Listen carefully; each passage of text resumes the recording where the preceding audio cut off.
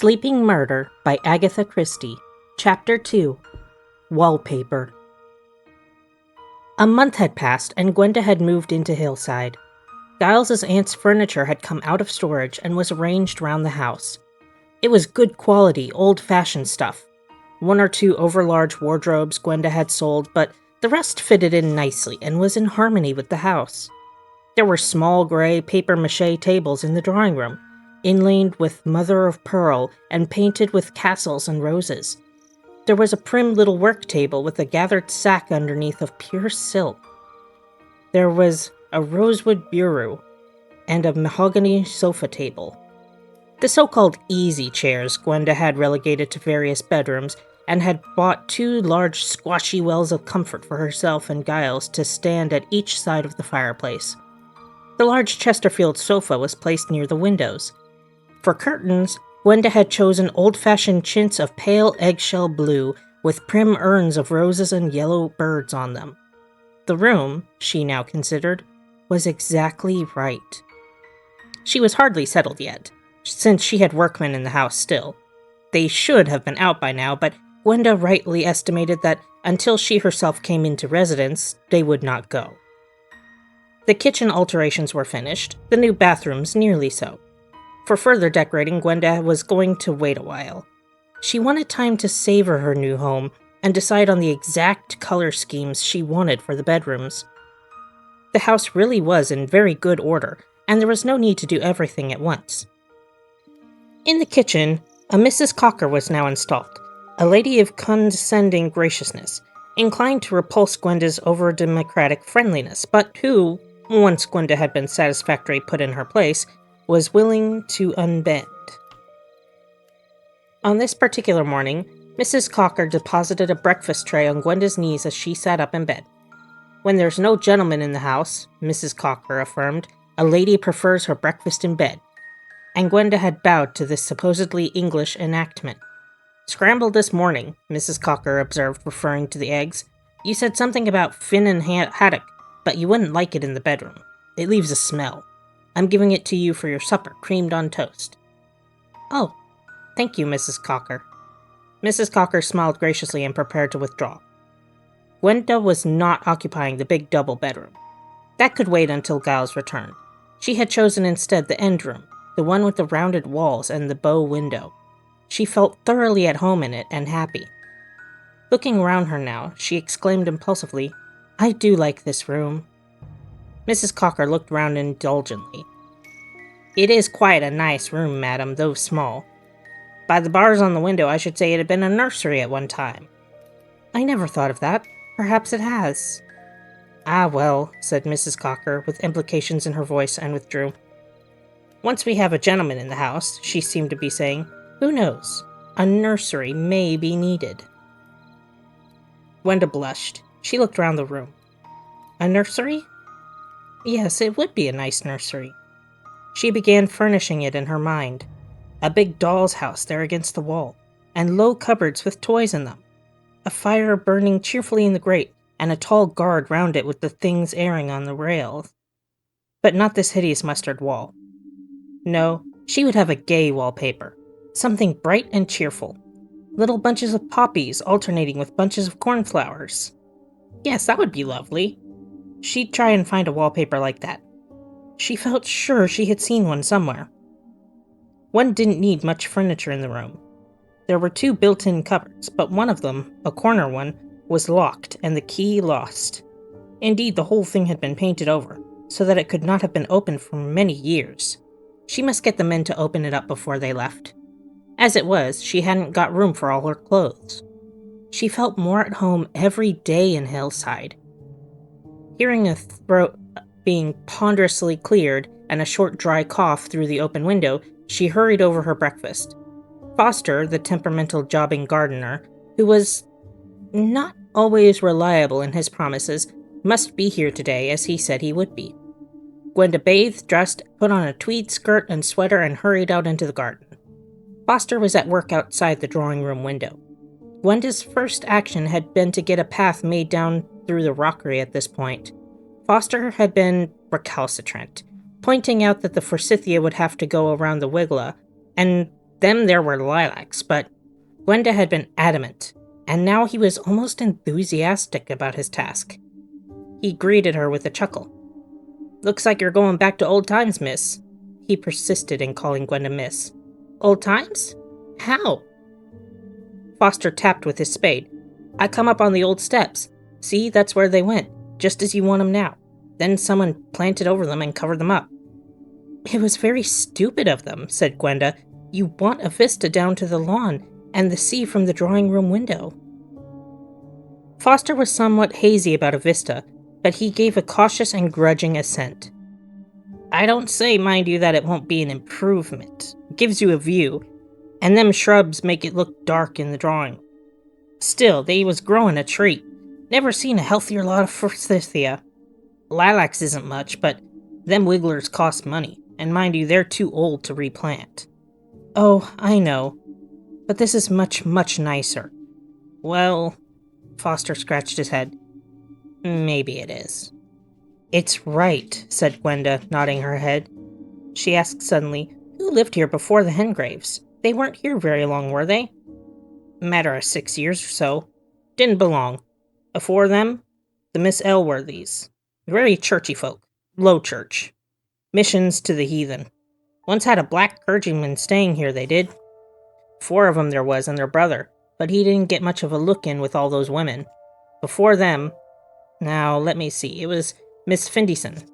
She was the real gentry, she was. She belonged. Was living here afore I was born." "Did she die here?" "Died out in Egypt or some such place, but they brought her home.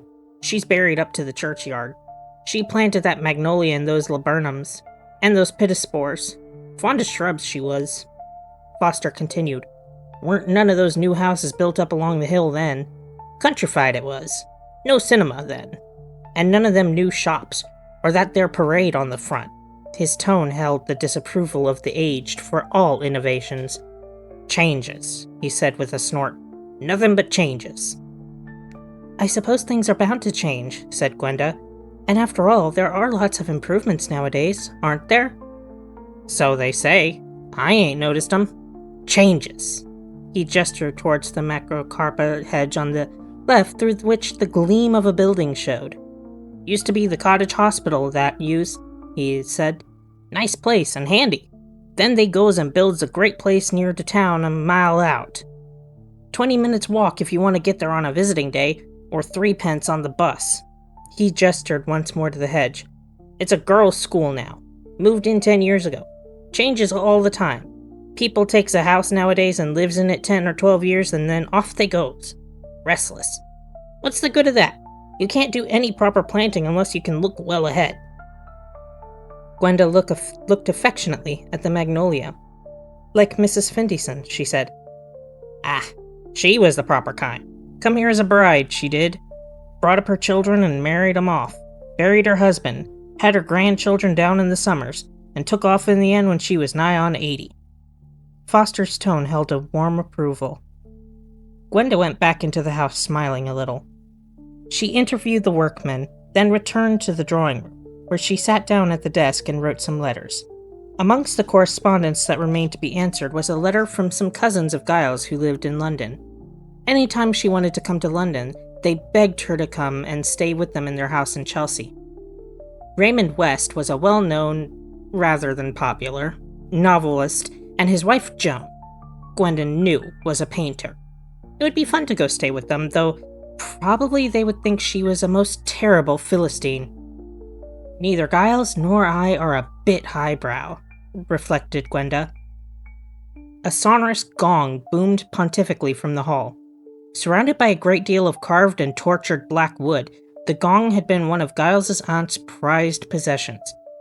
Mrs. Cocker herself appeared to derive distinct pleasure from sounding it, and always gave full measure. Gwenda put her hands to her ears and got up. She walked quickly across the drawing room to the wall by the far window, and then brought herself up short with an exclamation of annoyance.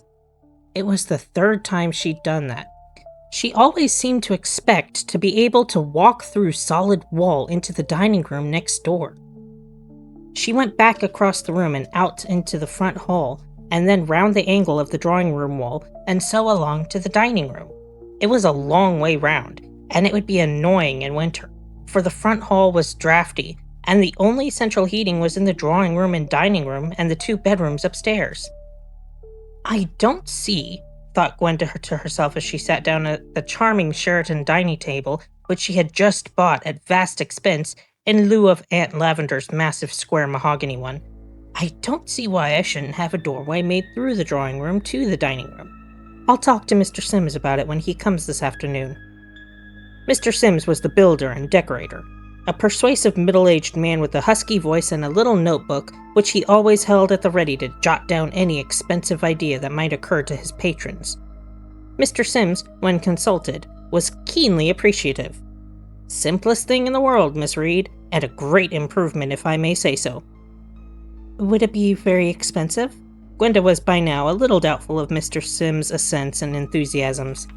There had been a little unpleasantness over various extras not included in Mr. Sims' original estimate. "A mere trifle," said Mr. Sims, his husky voice indulgent and reassuring. Gwenda looked more doubtful than ever. It was Mr. Sims' trifles that she had learned to distrust. His straightforward estimates were studiously moderate. "I'll tell you what, Mrs. Reed," said Mr. Sims coaxingly. "I'll get Taylor to have a look when he's finished with the dressing room this afternoon, and then I can give you the exact idea. Depends on what the wall's like." Gwenda assented. She wrote to Joan West thanking her for her invitation, but saying that she would not be leaving Dilmouth at the present since she wanted to keep an eye on the workmen. Then she went out for a walk along the front and enjoyed the sea breeze. She came back into the drawing room, and Taylor, Mr. Sims' leading workman, straightened up from the corner and greeted her with a grin. "Won't be no difficulty about this, Mrs. Reed," he said. "Been a door here before, there has. Somebody as didn't want it has just plastered it over." Gwenda was agreeably surprised. How extraordinary, she thought, that I've always seemed to feel there was a door there. She remembered the confident way she had walked to it at lunchtime, and remembering it, quite suddenly she felt a tiny shiver of uneasiness. When you came to think of it, it was really rather odd. Why should she have felt so sure that there was a door there? There was no sign of it on the outside wall. How had she guessed, known, that there was a door just there? Of course it would be convenient to have a door through to the dining room, but why had she always gone so unerringly to that one particular spot? Anywhere on the dividing wall would have done equally well, but she had always gone automatically, thinking of other things, to the one place where the door had actually been. "I hope," thought Gwenda uneasily, "that I'm not clairvoyant or anything." There had never been anything in the least psychic about her. She wasn't that kind of person. Or was she? That path outside from the terrace down through the shrubbery to the lawn, had she in some way known it was there when she was so insistent on having it made in that particular place? Perhaps I am a bit psychic, thought Gwenda uneasily. Or is it something to do with the house? Why had she asked Mrs. Hengrave that day if the house was haunted? It wasn't haunted. It was a darling house. There couldn't be anything wrong with the house. Why, Mrs. Hengrave had seemed quite surprised by the idea. Or had there been a trace of reserve, of wariness in her manner? Good heavens, I'm beginning to imagine things, thought Gwenda. She brought her mind back with an effort to her discussion with Taylor. There's one other thing, she added. One of the cupboards in my room upstairs is stuck. I would like to get it opened. The man came up with her and examined the door. It's been painted over more than once, he said. I'll get the men to open it for you tomorrow if that'll do. Gwenda acquiesced and Taylor went away. That evening, Gwenda felt jumpy and nervous. Sitting in the drawing room and trying to read, she was aware of every creak of the furniture.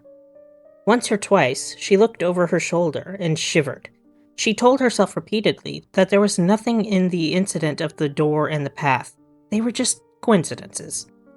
In any case, they were the result of plain common sense. Without admitting it to herself, she felt nervous about going up to bed. When she finally got up and turned off the lights and opened the door into the hall, she found herself dreading to go up the stairs. She almost ran up them in her haste, hurried along the passage, and opened the door of her room. Once inside, she at once felt her fears calmed and appeased. She looked around the room affectionately. She felt safe in here, safe and happy. Yes, Now she was here, she was safe. Safe from what, you idiot? She asked herself. She looked down at her pajamas spread out on the bed and her bedroom slippers below them. Really, Gwenda, you might be 6 years old. You ought to have bunny shoes with rabbits on them. She got into bed with a sense of relief and was soon asleep. The next morning, she had various matters to see to in the town. When she came back, it was lunchtime. The men have got the cupboard open in your bedroom, madam, said Mrs. Cocker as she brought in the delicately fried sole, the mashed potatoes, and the creamed carrots. Oh, good, said Gwenda. She was hungry and enjoyed her lunch. After having coffee in the drawing room, she went upstairs to her bedroom. Crossing the room, she opened the door of the corner cupboard. Then she uttered a sudden, frightened little cry and stood staring. The inside of the cupboard revealed the original papering of the wall, which elsewhere had been done over in the yellowish wall paint. The room had once been gaily papered in a floral design, a design of little bunches of scarlet poppies alternating with bunches of blue cornflowers. Gwenda stood there staring a long time. Then she went shakily over to the bed and sat down on it. Here she was in a house she had never been in before, in a country she had never visited, and only 2 days ago she had lain in bed imagining a paper for this very room. And the paper she had imagined corresponded exactly with the paper that had once hung on the walls. Wild fragments of explanation whirled around in her head. Dawn, experiment with time seeing forward instead of back. She could explain the garden path and the connecting door as coincidence. But there couldn't be any coincidence about this. You couldn't conceivably imagine a wallpaper of such distinctive design and then find one exactly as you had imagined it. No, there was some explanation that eluded her, and that frightened her. Every now and then she was seeing, not forward, but back to some former state of the house. Any moment she might see something more, something she didn't want to see. The house frightened her. But was it the house or herself? She didn't want to be one of those people who saw things. She drew a long breath, put on her hat and coat, and slipped quickly out of the house. At the post office, she sent the following telegram. West, 19 Adway Square, Chelsea, London. May I change my mind and come to you tomorrow? Gwenda. She sent it, reply paid.